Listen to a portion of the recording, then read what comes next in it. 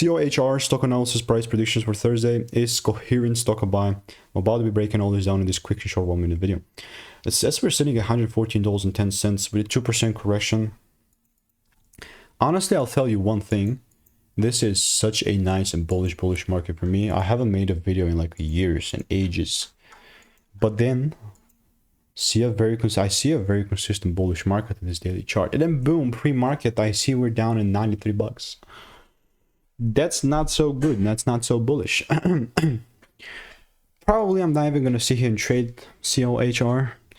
Like, even if I look at it from a weekly chart, well, technically this is a whole demand zone.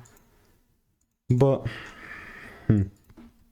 probably just gonna be waiting a bunch, like I'm talking full week or so for the, if we open here, for the right candles, for me to get the right candles so I can like accumulate and buy more.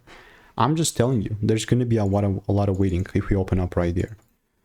I know it's 5:20 a.m. Eastern time, but pre-market is crazy low. So I'll keep you updated. And if you want to stay tuned and get free money making emails and insights, click the first link in the description and we'll see you in the next one. Goodbye.